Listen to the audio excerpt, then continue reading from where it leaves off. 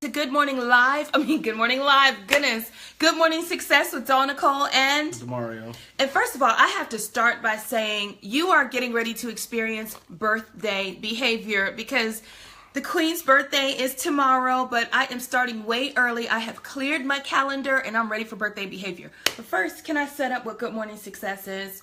For those of you who are newly joining us, welcome to Good Morning Success. It is a daily show that is inspiration for the driven. We like to start your day off powerfully and wonderfully. And so we are going to welcome you to come in, grab a friend, grab your coffee, grab your tea, and share this video because you are in for a treat. Today's topic is mindset, your prison or your paradise. But before we begin, why don't we just introduce a little bit about who we are? Honey, why don't I start with you? This is Demario. I'm Demario. Okay, tell them a little bit about what you do, babe. Oh. And who you are. I'm Demario. Okay. That was pretty good, right? That was very good, honey. I'm please. working on it. Okay. Demario McWayne, digital marketing strategic developer. I like that. And musician, right? What else you do? Musician, Creative.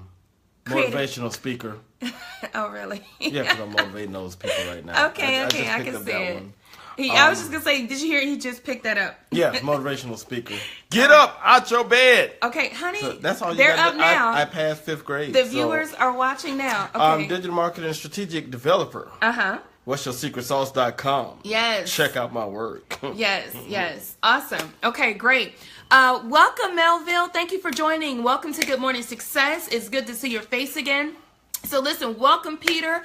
Thank you so much for joining. We got some good, faithful ones joining who join us every morning.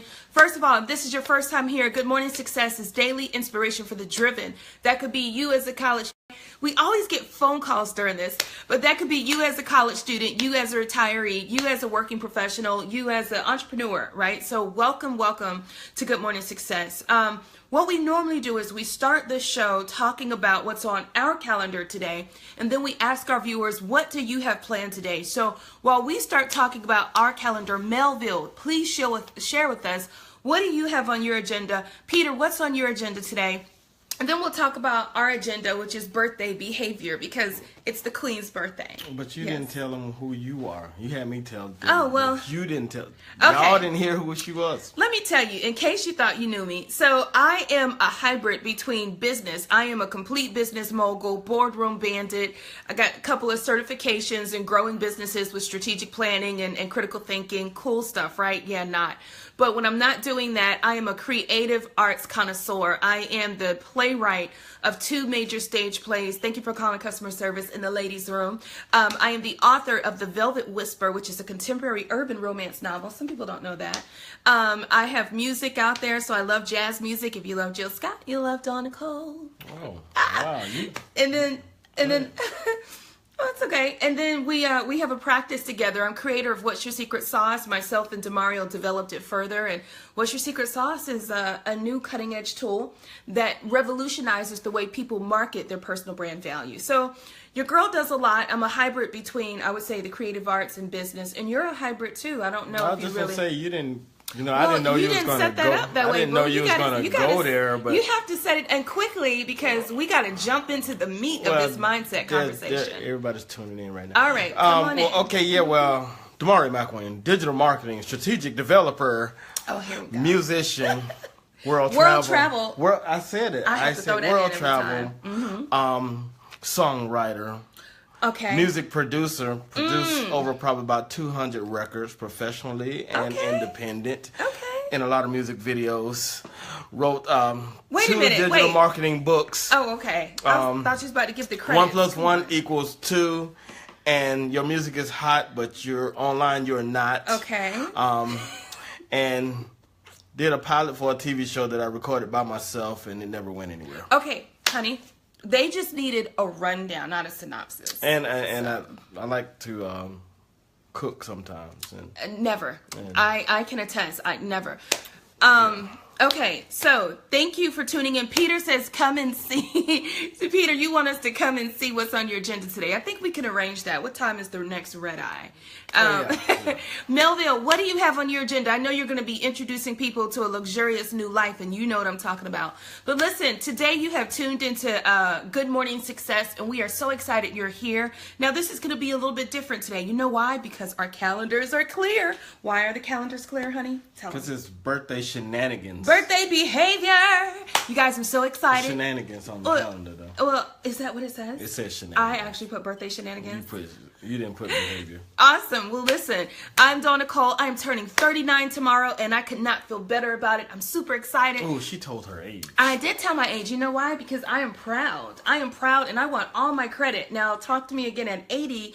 Maybe I might not be telling my age so quickly. But right now, I'm feeling good. I love that I'm getting ready to be 39 and super excited. But with turning a new age, hi, Tanya. Welcome to Good Morning Success. With a new birthday coming up, another birthday, I should say, turning 39, we had some time to reflect. You and I have been reflecting a lot lately on people and things and mindsets. And the first thing I want to talk about, and Demario and I, we have so many conversations as a couplepreneur. Obviously, we have time to work and talk. But how many people have you found yourself helping in life that you really wanted a better life for? You wanted to put them in a better situation, and you had to make the determination or the decision between, is it that they're not excelling because they don't have the opportunity, or they're not excelling because they don't want the opportunity? And the scary part about that sometimes is that from afar, it looks the same. You know how you and I have talked about meeting people and coming across people and seeing people in what we thought was despair, right? Their lives aren't popping the way that they want to. They're not meeting their goals. They're not experiencing success. And then you, on the positive tip, you and I are both positive people. You see that and you kind of think, oh man, if they just had a chance, right? If they just had a helping hand and some guidance, so let me help them, right? And then you offer the help, and what do you find? That they didn't want help. They don't want help, or that they're in that that they put themselves in that situation. Have you guys ever experienced that, where you're trying to help someone because from afar, right? I know that's right, Peter. 39 million reasons, HBD. Oh, happy birthday. Thank you. But I know that I continue to be the type of person that wants to help people and guide people with my background. In fact, I've been fired from a job before because I have helped, and I didn't have permission to help people who were in a lower role than I was. I remember, if I could talk, I could talk about it. I'm not going to tell you the company. But in 2010, I remember being in a superior role where I managed an entire territory. And there were people who saw me excelling in this role. And some of those people were in the mailroom. Some people were in I'm not going to say the role because I don't want to name the company. But some people were in a lower position and told me or showed me that they wanted a change. So I had literally organized, imagine that, me organizing something. I organized an after hours break room session. I created templates and tools and manuals, and I started to teach these people everything that I knew, and I was willing to help them with their resume and guide them to how to get into my role. Now, it wasn't an overnight transition. It was going to be baby steps, right? And corporate found out about it, and I was released for helping people. So go figure that now I'd be a business growth expert where we help people, right? So I want to ask you, Demario, have you ever been in a situation where you wanted to help someone, but you could not help their mindset? Oh, yes. Y'all understand daily. this? Because we're about to get into this deeply. Daily. Let's talk about it. That leads to the word of today. What's the word of today, honey? Oh, boy. What Ibuprofen. No, what does that mean? Ibuprofen. That's what you're going to get when you try to help people that don't want to be helped. Okay, talk about it. You're going to get ibuprofenized. Okay. Yes, I have tried to help people. Good morning, Jody. Welcome to Good Morning break Success. out of it. I'm not against going to work every day. Those that actually, want to do that scenario. Right. Okay. But what I am against is settling for less going to work every day. So therefore, trying to change people's mindsets when you are better than a $9 to $10 an hour job because you have skills, trades, even just just different things that can go higher. And the only reason you don't want to go higher is because you're comfortable just going to that $9 to $10 an hour job.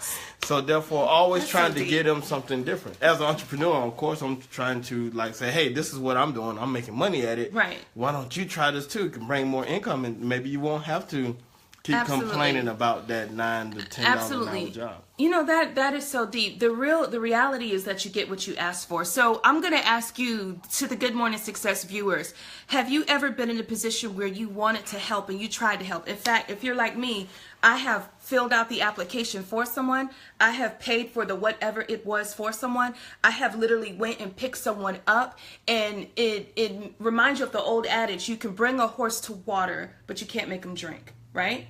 Or something thereof. Yeah. And I have been in that position so many times. The reality is that no matter how badly you want to help, you cannot help the mindset. You can't want something for someone worse than they want for themselves. I'm going to talk about it from a business coach aspect, and I'm going to try to keep it very vague because I don't want to hurt feelings, and that's not what I'm here to do. But I am turning 39 tomorrow. Ibuprofen. Okay, honey. You can buy that word today for 99 cents from my website. Listen, yesterday was marketing. The day before that was proposals. Yes. But today we have ibuprofen, and it comes with your own sample bottle. It should be ibuprofen. It should be birthday. My birthday is tomorrow. Remember?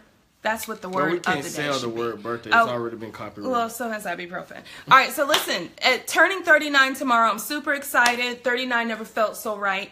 And Demario and I were talking about lessons learned, and I'm going to go deep for a minute. I have always been the type of person, I felt a leader.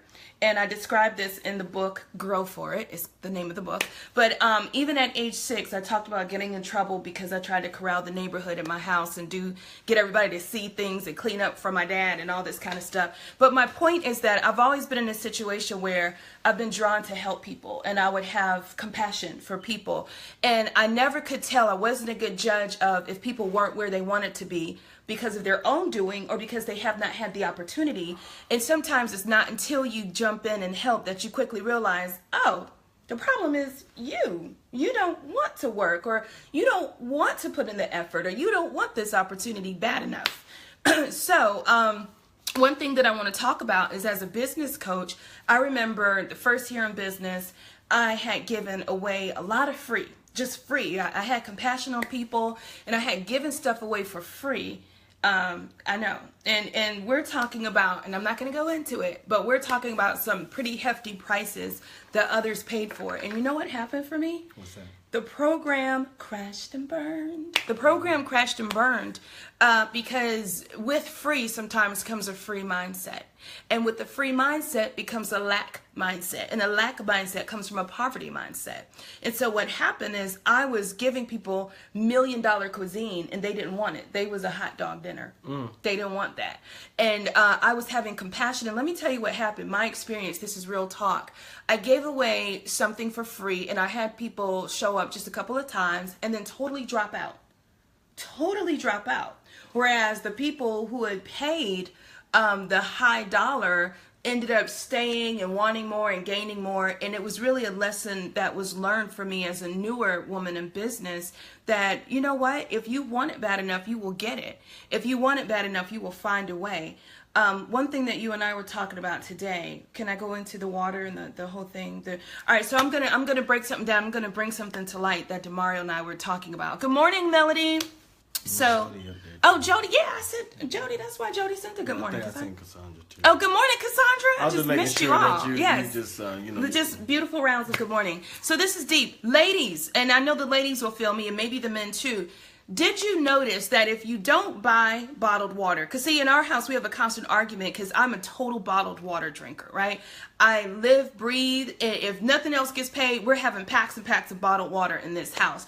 Demario is an avid fan of tap water because Demario has this age-old thing that tap water is somehow healthier than the bottled water that is being produced and sold. Now, there's good reason why we could test that theory, but I won't get into that. So my point is, ever since I stopped buying bottled water, we realized that I don't drink as much water because I have to go and refill the cup.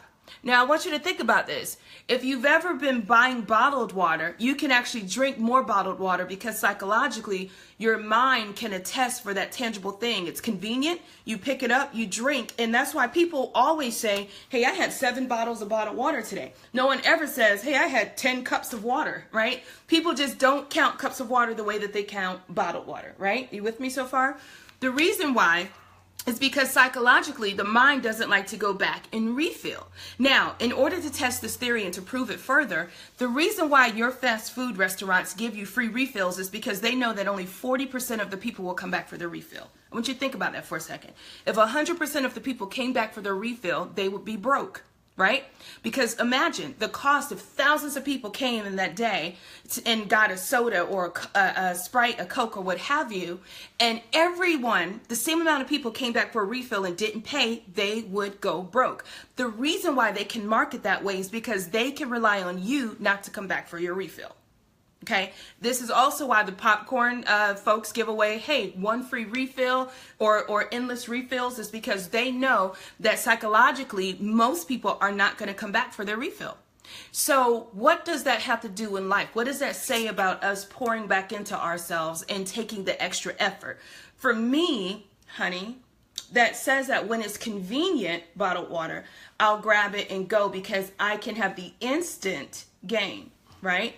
But when I have to put in some extra effort and go fill this sucker up with ice and keep doing it over again, for me, and I was explaining to Demario, it makes me feel like if I drink the water and go back and put more in it, I feel like I'm going backwards. I'm repeating something and I don't like to repeat. I want it done for me.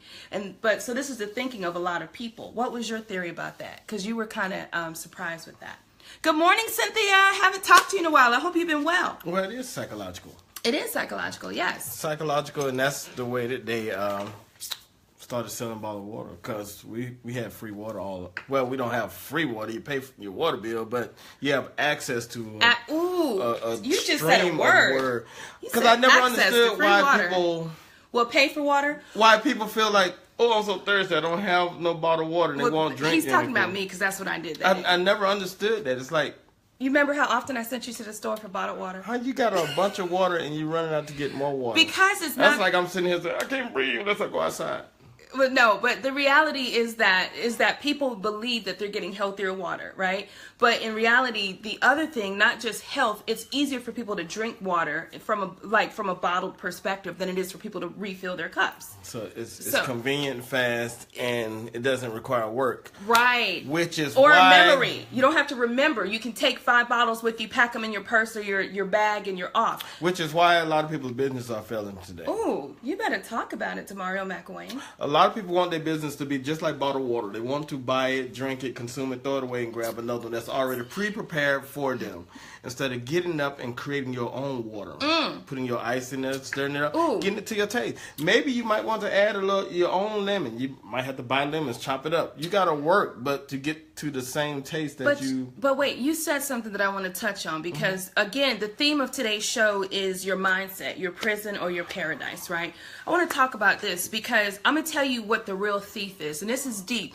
Grab a pen, grab some coffee because, Demario and I, we can go in. The real thief of the dream is that people get caught up in how they're going to do it.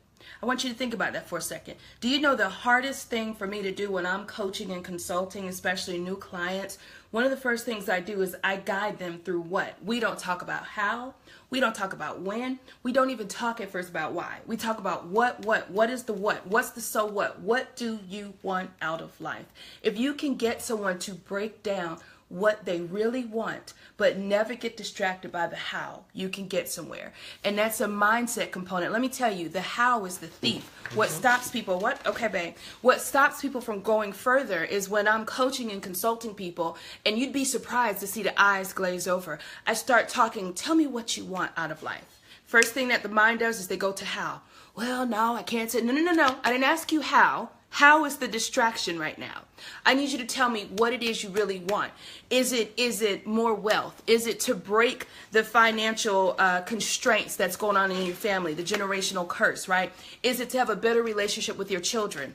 Is it to have a hustling, bustling, booming business? Is it to get into that new house? Is it to secure the job of your dreams? Is it to see yourself go on to be a speaker, right? Is it to sleep in bed until 12 but still be making money in your sleep? Hello. Is it to travel the world? What do you want? The hardest thing for people to do is to tell me what they want without getting distracted by the how. So I tell people, don't worry about how. The how is a thief. The how is a liar. Because if you want it bad enough, then you can will your wants, and then the law of attraction means it will come to you. It's not your job to worry about how. It's your job to define what it is you want, what is in your vision, what is in your will. And once you know that and you put that out there in the universe, it will be attracted to you. You will attract what you want. So the hardest thing, and this is a mindset thing, is every time I start telling people this is possible, you can do it, I'm going to help you get there, people get scared because they start thinking about the how.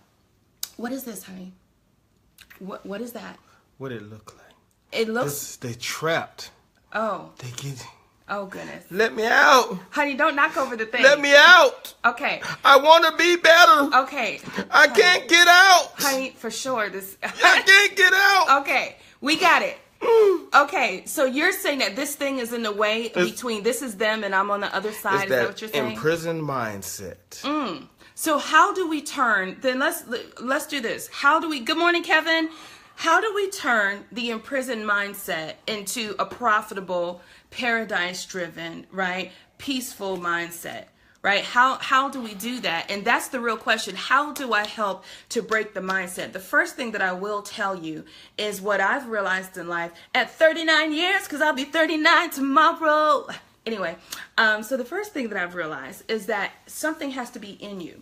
I've taken an old person, I've taken a young person, and if they don't have that it factor, if they don't have the desire, no matter what I try to teach them, no matter what I say, no matter what I draw up, they are not going to get it. Here's living proof of this. This is about to be deep.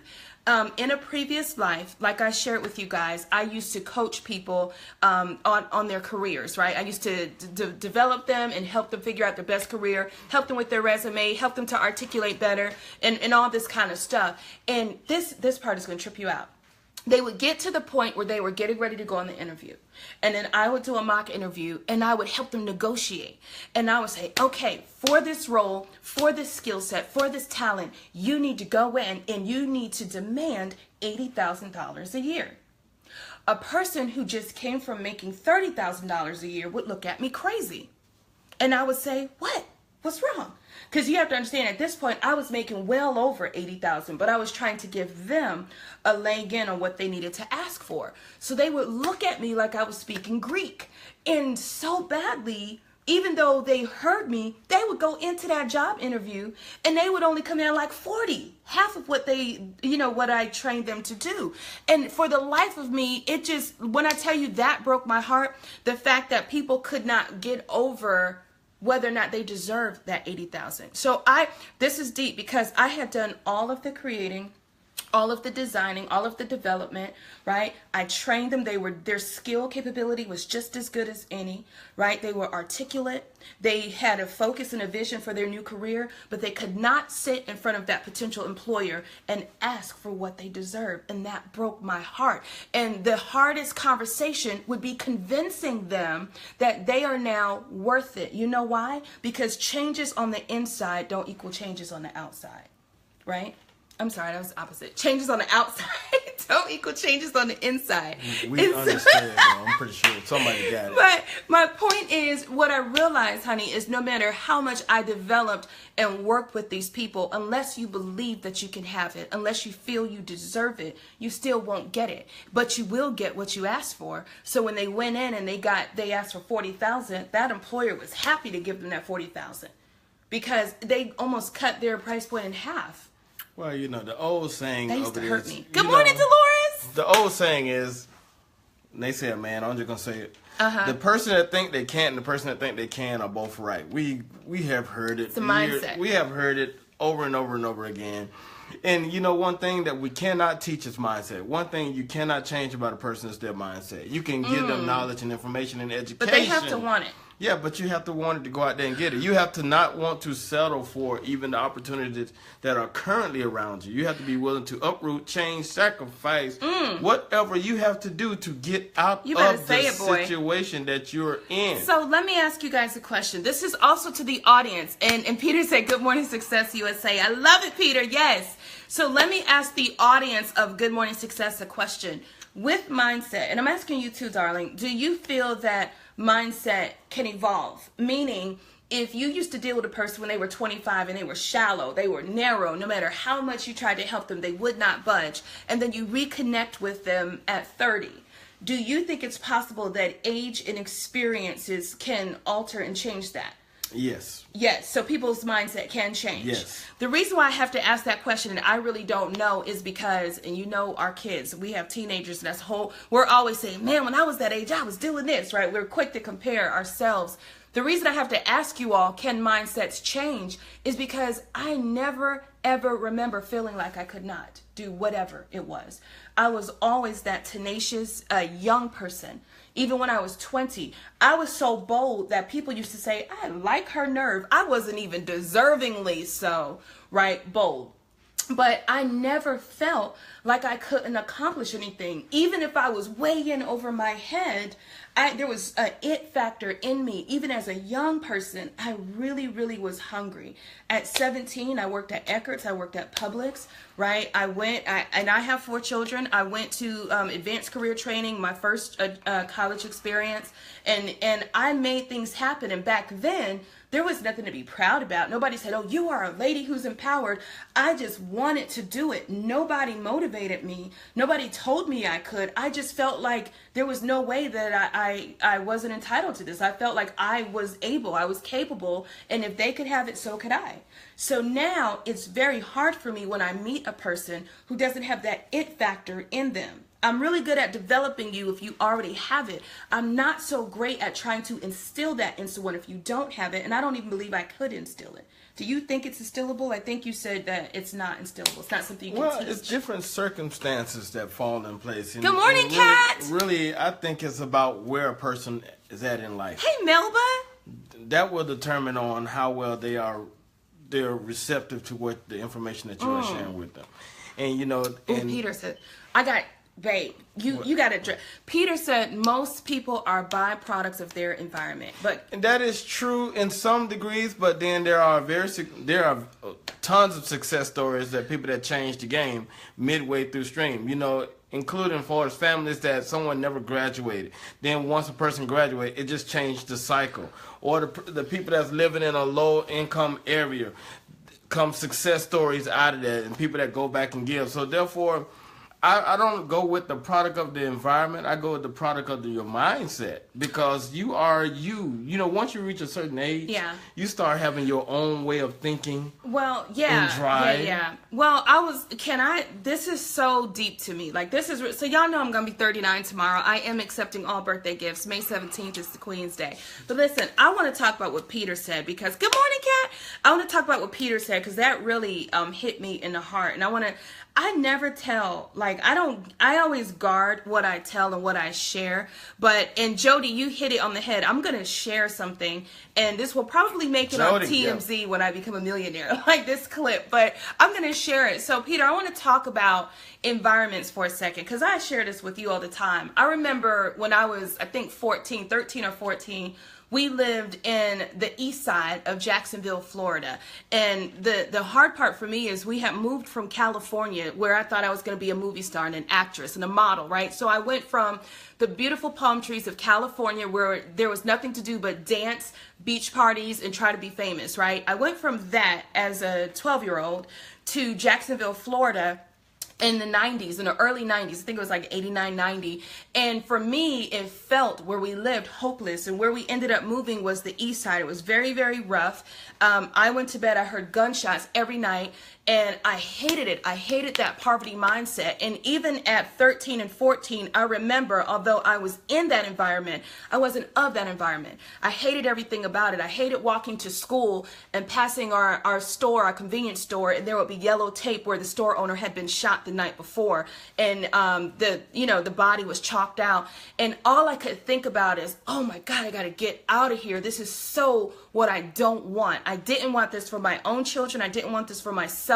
And I wanted to leave crawling and kicking out of that environment. And so what happened is that with that bad neighborhood and gunshots every night, there was still hope inside my bedroom. I would write creative poems. I would write affirmations. Even at 14, I would pray. And so what happened for me is I ended up staying back in school. The school was so bad that I was telling you I had to fight my way through it. I had never stayed back. And I think it was my 8th grade year. The school was so rough that even if you wanted to mind your own business, and somebody like me who I wasn't a troublemaker, I was a very artsy, eclectic type of a girl. And so I tend to attract people who didn't like that joy, that happiness. So I literally had to fight my way through school and in that 8th grade year, and it was boys that I was fighting against. And so my mom kind of said, well, if you want to change, and this is the kind of parenting we had, and I'm kind of thankful for it. My mom said, well, you've complained all year about this environment and this house and this neighborhood and this school. If you want something different, you make it happen. So I said to my mom, I said, well, I want to go to Arlington next year. And Arlington was the good school. It was on the south side of town. And you know what I had to do at 14? And this can be verified. I didn't think it was a big deal then, but in order to get to the better school and to take myself out of that environment, I had to catch 4 buses a day. I had to take the bus from the east side to downtown and transfer to the good school. And I had to do this. So imagine at 14, right? So at 14, I had to leave early, like 6-ish in the morning to make it to school by 8 o'clock. I had to repeat the 8th grade, which was embarrassing enough.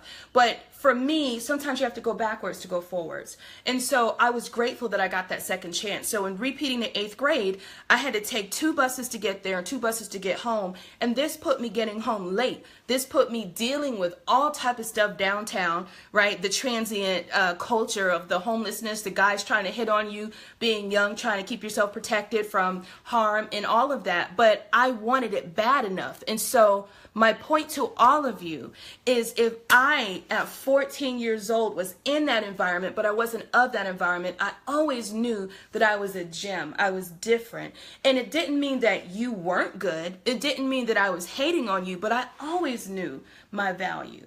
I always tell people, when you can't change the product, you change the experience. If you can't change what's around you, you are in control of your experience. How bad do you want to get out? And so when I look back, although that wasn't a big deal then, now at about to be 39, I say, oh my gosh, I've been through some really amazing things that determination got me out of. And this is why I'm hard on the teenagers, my teenage boys, because when they sit around and feel entitled and want their handout, I completely reject that thinking, because I go back to what I had and who I was and what I did. So, and what about you being a product of your environment? What about Lancaster, where it's crazy? It wasn't crazy growing up, but at the end of the day, you just really bothered me with the word that you just said. Oh, okay. Nobody is from where y'all get this Lancaster thing from? How do you say? Say it again. Oh, it's God. Lancaster, South Carolina. I'm from Massachusetts, so Lancaster. Lancaster. Okay, Lancaster. I'm not from Lancaster. Okay, honey, Lancaster. All right, so but I go through this all the time. I grew up a musician, so therefore I can't even say that I was ever a product of my environment, because I created my own environment. But you need to talk about that, because no one taught you how to be a musician. You would pick up an instrument. You was determined to play it. You know what I remember? I was in my own world. The story you told me. I was in my own world. For as in just desiring to be a musician. I have no idea where it came from, because that's all I ever remember. Not too many people. I had some uncles and stuff that played, but no one was around my immediate circle that was teaching me how to play an instrument. Wow. It was just my own desire. Wow. Performing in front of the mirror, which led to me performing in stages overseas. Right. But, everyone around me was, back in those days, around sports. People was in sports. Video game hadn't taken over that much, but there's a lot of hanging out. I wasn't into that.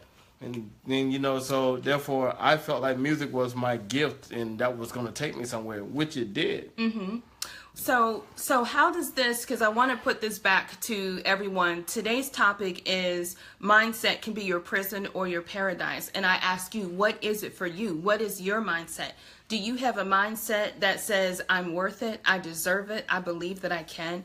If you answered yes to those questions, there is nothing that you cannot have, nothing that you cannot achieve.